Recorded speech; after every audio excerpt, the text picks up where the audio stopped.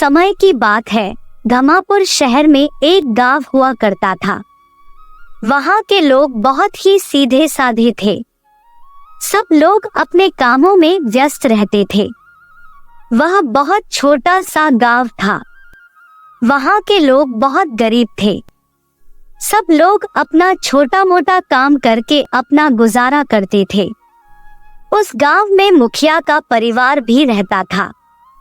उनकी एक बेटी भी थी। वह पढ़ने लिखने में बहुत होशियार थी। मुखिया की बेटी का नाम रानी था। रानी गांव के छोटे छोटे बच्चों को स्कूल में पढ़ाया करती थी। वह सबकी मदद भी करती थी, पर रानी की एक आदत थी कि वह अपनी पढ़ाई का पूरा काम मोबाइल फोन से ही करती थी। एक दिन रानी के साथ कुछ ऐसा हुआ जिसका गांव के किसी भी व्यक्ति को पता नहीं चल पाया।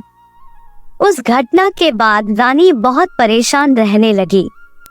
उस परेशानी की वजह से रानी ने एक दिन खुदकुशी कर ली। रानी के जाने के बाद मुखिया और गांव वाले बहुत दुखी हो गए थे। उस घटना के कुछ सालों के बाद गांव वाले रानी को भूल चुके थे। ऐसे ही धीरे धीरे समय भी बीत गया।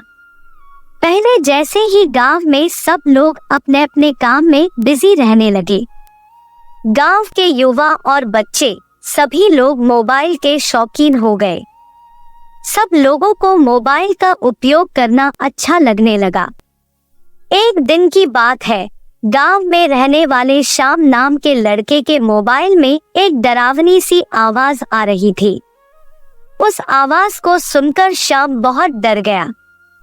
श्याम जब भी फोन उठाता उसमें से कुछ अजीब अजीब सी आवाज निकल कर आती।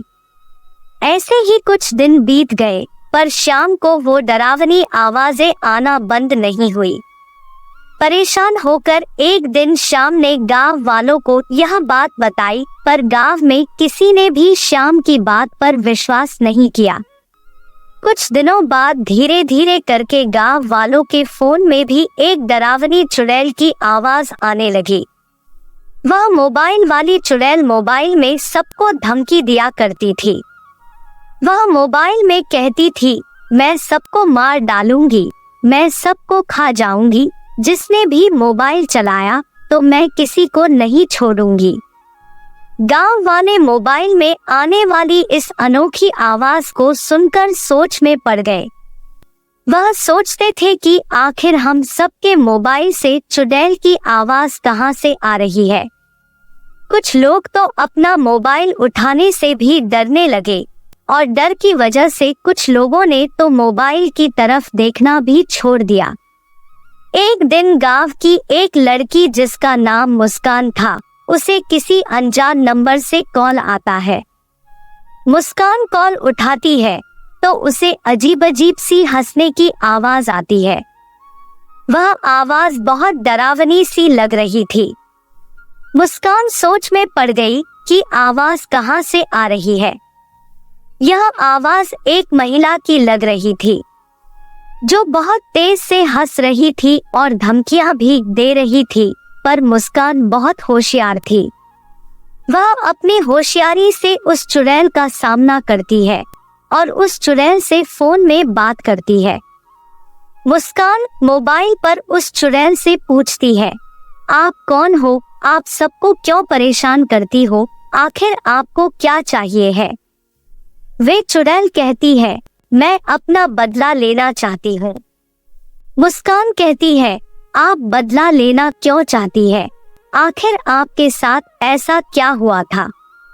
वह चुड़ैल कहती है, कुछ लड़कों ने मेरे मोबाइल में छेड़खानी की थी।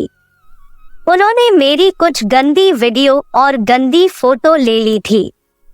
उन फोटो और वीडियो की वजह से वो मुझे ब्लैकमेल करने लगे। वह मुझसे पैसे मांगने लगे। कुछ समय तक तो मैंने उन लोगों को पैसे दिए, पर फिर मैं पैसों का इंतजाम नहीं कर पाई।